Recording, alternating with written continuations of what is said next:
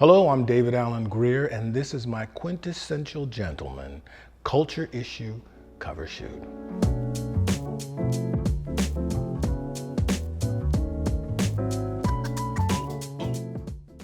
I've been acting for over 40 years, to be exact, 42 years. What has changed? I'll tell you what has changed. This was the latest technology of the day. We're talking about the early 80s. Every actor who came to New York, you got a answering service. Then, this is pre-beeper. So then you get on the payphone, you check in 2 or 3 times a day to your answering service, and they'd say, Mr. Grier, you know, you have a call, so-and-so, Heinz Ketchup called, they want you to go downtown. Big Hollywood studio called, you gotta go uptown. And we had book. We had no computers or anything like that. I had a bicycle. I would see everybody in New York on my way to and from the call. That's the way we used to do it. What else? They had a thing called the Player's Guide, which was a book, a hardcover book that you paid, you know, like a yearly fee of $100-something, and you gave them your pictures and they presented them. And what you did is you delineated young leading man, character actor. Now, if you're a character actor, you have like what they call a composite. So that would be me as a milkman, politician, preacher, dad. You know, so they did it like that. Young leading man, you know, etc. Young leading man of color, all that. That's old school. The way it's different is it's all digital. I do the work, and if the work is good, then that proceeds on to being honored and you get awards or whatever. I don't ever go into a project thinking if I get this director that, because every time I've tried to do that, engineer, it just falls apart, blows up in my face. You were asking me the biggest influences. Well, the thing that people probably most know me for in Living Color was done at a point in my life. I think I auditioned for 30 pilots that season, and I knew Keenan. You know, I was going in for everything. It was like, well, David can read. We're looking for a little person. David can read, you know, doctors, lawyers, all kind of crazy best friend, all this stuff. And there was this show. Now, originally my agents, they were like, you don't want to do sketch show? No, you don't want to do that, you know. I wanted to be like a doctor on St. Elsewhere, like Denzel. We all auditioned for it. Or I wanted to be a lawyer, you know, sheriff, something like that. So finally, after all that, I came back to In Living Color and Kim Wayans. Those are where all my friends were. I didn't think it was going to be a success because I thought it was too buck wild. They never let us on the air.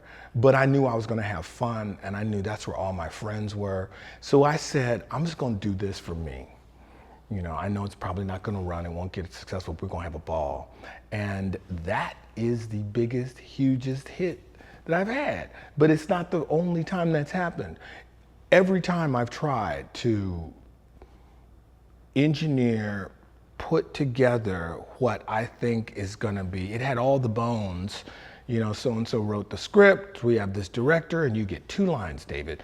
It never worked out. But when I would go with my heart, I'm gonna take this other script. I don't know, it spoke to me, it's not as big a role, but that's always the stuff that became successful, so I don't know. I turned 68 like a month ago, and for me, this is all gravy, man.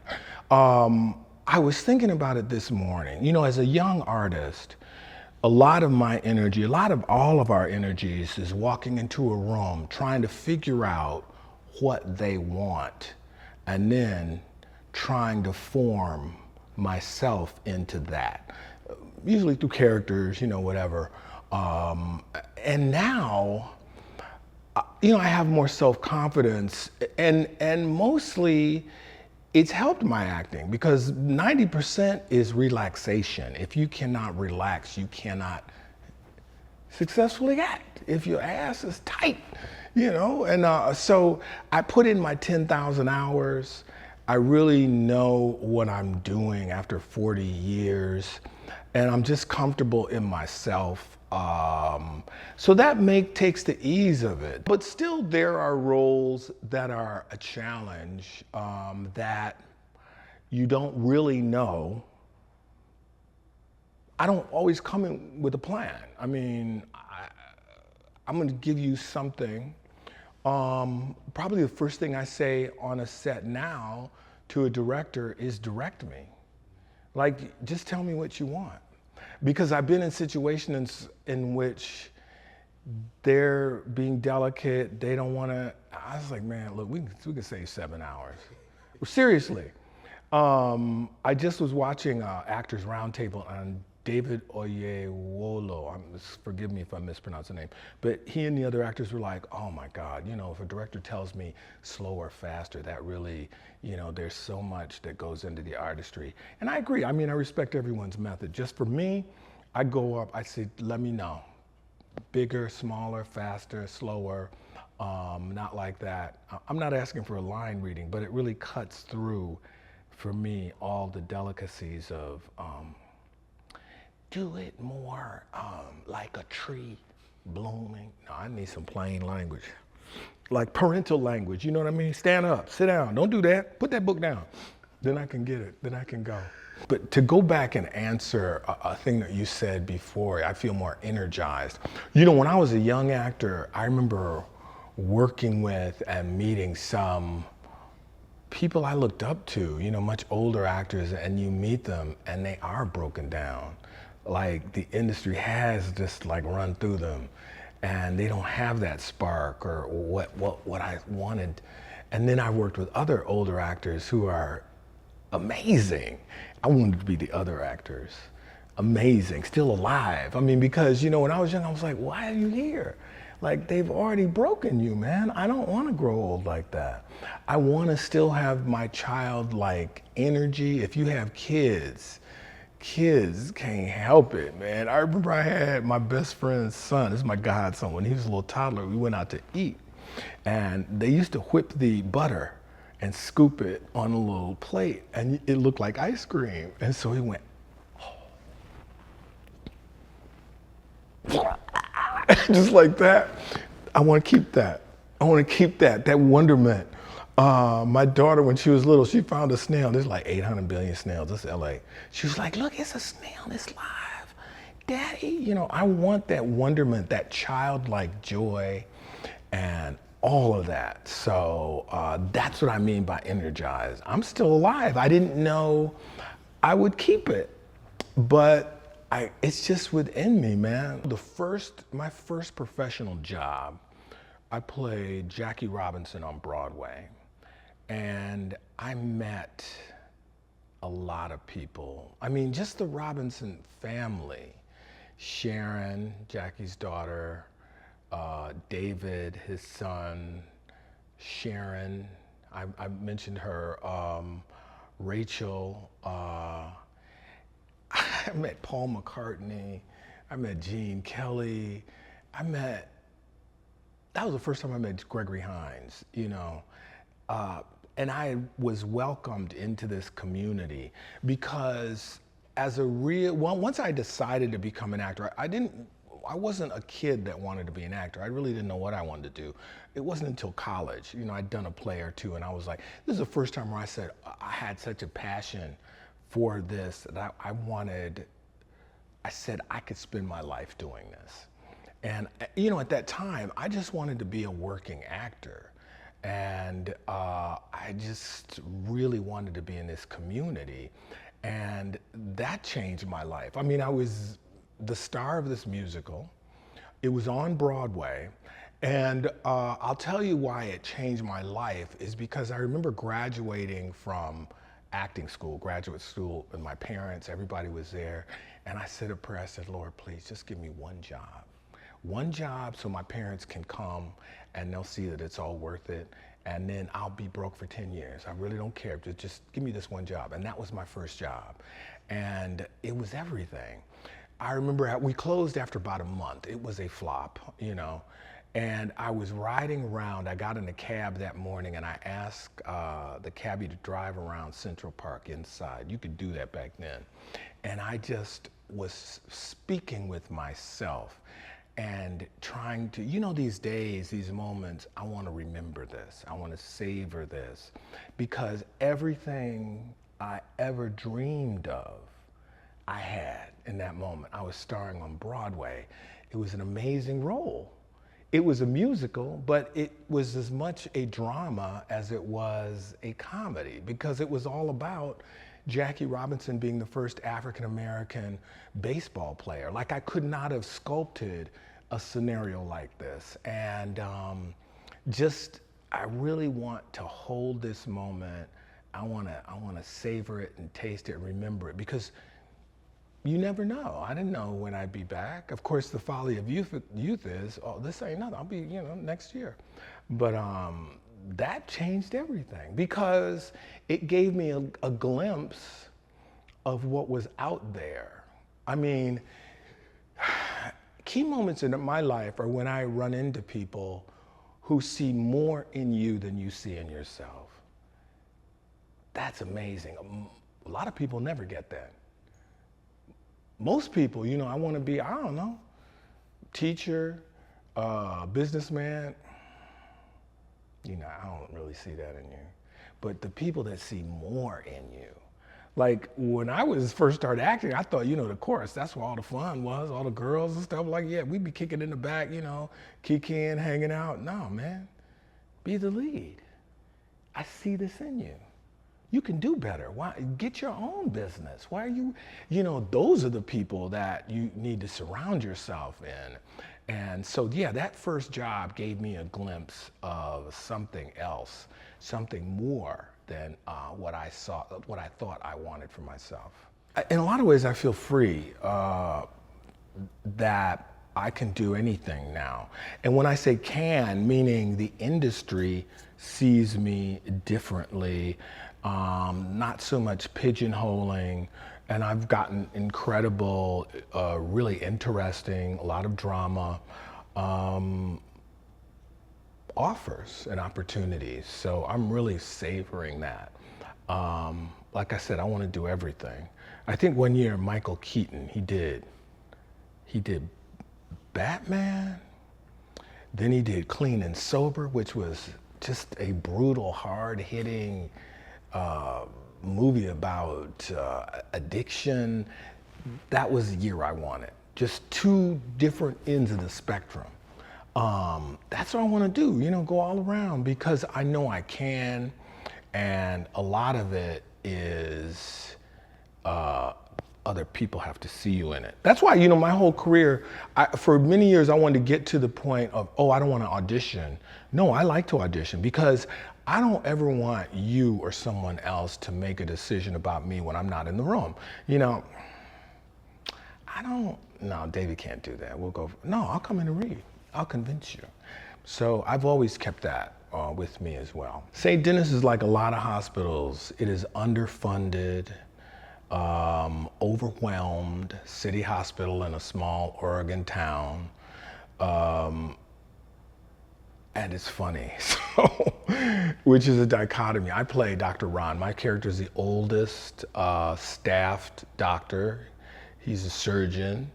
The best thing I love about it, you know, he was a revolutionary, big afro, you know, 30 years ago, feeding the poor, you know, free clinic and all that. He's just given up.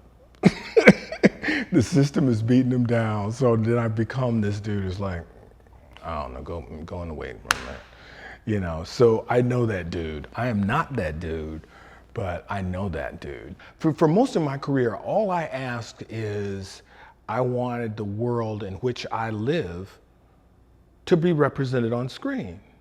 You know, I lived in New York for over 10 years.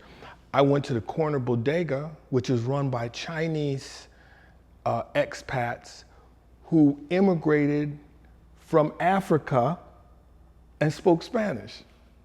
You know, I mean, but it just, that's the way it was. It wasn't a big deal. Jamaican dude drove the cab. This Thai woman was across the street. She ran the drop-in fold. And like I said, in my traversing my daily life, you don't really, tell me a story, brother. You know, we just lived. Everybody's just there. It wasn't a big deal. So that's what I wanted to see in film. And that's where there was that lag point in the industry. I feel like we're doing much better with that. You just put people in and it's logical, it makes sense. And we see it every day. It's not a big deal. That's what I really enjoy. Now, laughing on a medical show, this comedy, okay, I grew up watching sitcoms. The audience is there, they're laughing in the moment, they're live. This is more like, it's filmed more like cinema verite, like The Office or Parks and Recreations. And it's more, what I want to say, organic. So I'm not gonna go, you're asking me questions from an iPad? You know, it's not like that kind of thing. But it's, like I said, human pathos. One of my top nurses is trying to get home to her husband. They haven't had sex in way too long. And so she's trying to give him some to hold her marriage together. I'm trying to help her go there. She keeps coming back to work. That's real. That's what a lot of people have gone through. And it's funny. So the funny is not ba-dum-dum, but it's just, like I said, the human pathos of every day, trying to make it to the end of your shift. When I talk to young actors, I tell them, because I was like this, you know, you don't want to be clutching stones walking through a field of diamonds. And by that I mean you're so singular in where you think you're supposed to be, but you're passing up all these opportunities. Because that's what happened to me. I didn't really plan on being a stand-up comedian, but when I got on In Living Color, I remember my agents called me in. There were like 12 universities have called to book you. And I said, well, I'm not a stand-up comedian. And then I talked to Damon Wayans. I was like, and because I really had an elitist attitude. I went to Yale Drama School. I don't tell your dirty, is it dick jokes? I don't do that. And he said, yeah, but man, I got paid almost $50,000. I was like, what? For what? For a weekend? Bro, literally smash cut. 2 motherfuckers walking to a bar. I was right there. But what I didn't do is I wasn't so inflexible as to go, I don't want to do that. I want to try it. Just be fluid and be able to not be untrue to yourself, but be open to other situations, man. Other forms of comedy. I remember seeing, Smokey Robinson did Def Comedy Jam. And he's a dude who I grew up watching in Detroit, but his poetry and his standing in the community and his point of view were absolutely current. And what it made to resonate more, I think he was doing a thing, oh, I remember when we were Negroes, then we were colored, then we were black. Then we were this, then we were that. Then you couldn't say the N-word. You might get your ass beat. Now you say the N-word and you own it. You know, just this evolution of our culture. He was saying all that. And also, he was on this stage, this old head. I want to be part of it. I don't want to be, you know, unk. Just, you've had your time. But, you know, I think a part of that is you have to be welcoming to the generation that preceded me and the generation that's coming after me. And it's like this, you build leaders, you nurture leaders. They just don't pop out leaders. As a matter of fact, that's how you destroy leadership, by not mentoring.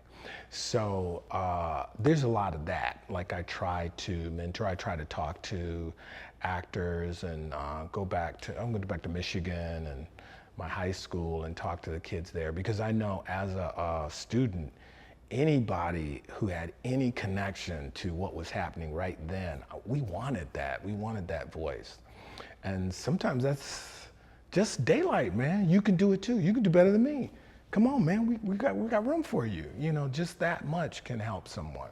The older I get, it hits me like, wow, like so much that we take for granted. The struggles, man. I feel like the thing I enjoy, at least in my industry, you know, as a young actor, there was one, like Richard Pryor would get all the comedy, and Sidney Poitier, somebody like that. Then it was Denzel, who's a dear friend. And I digress. One time in an interview, the woman said, "Who's the next Denzel?" And he said, "Oh, they're not looking for the next Denzel. They're looking for the next Brad Pitt." So, you know, yeah, racism, all that still exists, but I do feel like we're in a renaissance of young Black creators, voices. I remember when Prince released, I think it was Musicology, all online, and I'm like, well, he's clearly insane. Ain't nobody going, where's the album, you know? We're beyond that now. The autonomy of artistry. So Black men need other Black men to guide them, to hold space for them, to give them a hug, give them a handshake, just to give them an ear, to listen. I've been on sets where driver, a crew member or whatever, can I talk to you for a minute? Like, yeah. They just want a voice, man. This is what I've been going through and all this kind of stuff. And just listening to them, no judgment, humility. That, what Black men need is other Black men. Yeah, man, that's what I would say. I was at the Muséum d'Orsay in Paris, and there's a very famous 19th century painting of this nude woman, and completely nude. You see everything. And the title of the painting is, I think it's The Dawn of Man, or The Birth of Man. And the point I'm making is as a painter, you paint your work, you put it on the wall, you may call it, you know, Death of Mankind. Well, people go, oh, is that a picture of a clown? You know, we can't control how people interpret a work of art after you're done. So I'm more concentrated on, I don't think legacy, but I think in terms of what more do I want to do and balancing my career. And I've always modeled it or tried to model it on the whole cake, not just comedy. I do drama, I can do musicals and all that kind of stuff. So it's the variety. And at this point, although I'm currently working on a new show that's a comedy, right before this, there was a lot of drama, you know, and so my legacy is something someone else after I die, they're gonna cobble it together. You know, Wikipedia, he did this, he didn't do that, he was this and that. So in other words, I'm not thinking tombstone as I'm living. I'm trying to live. You know, there are good days, bad days, a lot of good projects that sound great, don't end up so great. Some other stuff where I've said, oh, I'm just gonna do this for me, and it turns into be a landmark work. So you kind of have to gather all the information, make a decision, and let the chips fall where they may. I'll tell you one thing, that I don't linger too much on a success or a failure. Also, I feel like from here moving forward, this is all dessert, man. This is all dessert. This is all candy. So I feel like if I died tomorrow, I'd be good. I mean, I've already surpassed a lot of what I thought I would ever do. And the thing that I really cherish the most is, I guess it is legacy, because so many times people hit me up and they say, I grew up with you. I've been watching you my whole life, so I'm gonna follow you into this next journey. I've told this story before, but the night that I won the Tony Award for Soldier's Play, total stranger, he hits me up online and he said, you know, because I posted, you know, I won this Tony, and he said, David, we've already given you Tonys and Oscars and Emmys and Grammys. And it just hit me. It was on such a deep place that many times we don't know the impact we're making because we're too busy on the journey. So it was really humbling, and I love that people have ridden with me for decades, and we're still riding because I'm not done yet. To be a complete black man, I don't know what that means to you, but for me it was as a father, as an actor. This is my chosen field. Those are the very basic, and right now my daughter's 16, that's the most important job. I want to just be there and continue to be a parent, but also get mine too. I mean, I remember my daughter said, she said, this is like 5 years ago, you should retire. I'm like, retire? They just not paying me. And I was like, how do you, where do you think all this comes? She said, you have money. I said, yeah, but I still have to go get it. She said, you're funny. I know, I ain't that funny. So, I mean, part of it is what is success to you? I really don't know. But for me, I don't have to do a $100 billion movie or all that's nice, but where I'm really at is still stretching and developing myself as an artist and as a parent, trying to usher my young daughter into womanhood without her being raped, beaten, attacked, just creating a safe space for this young person where she can feel nurtured and supported and loved. I mean, if I would have to give up everything else in my life for that, just for that, I would do it in a minute, in a second. So that is my complete success as a black man. I mean, I have a guy that works for me in my house. He just paints it. His name is Roy, man, Roy Scott. And I had to stop for a minute. I've known him for over 20 years. And I just wanted to let him know. I said, you know, you're important, man. What you do, he's just as important as I am. And I appreciate how he carries himself, how he does his job. And that's a simple job, but it's a really important job. I think the one thing that we learned during the pandemic is who were the superstars. It wasn't the president, it wasn't the movie stars, it was essential workers, those people who took the trash out, those people who were nurses, those people who cooked the meals, the farmers, drove trucks. And I hope that people keep that in mind, you know, that if without them, there's no anything. So, yeah, man, I mean, that's my success. It's not gonna work for everybody else, but that is what I'm doing.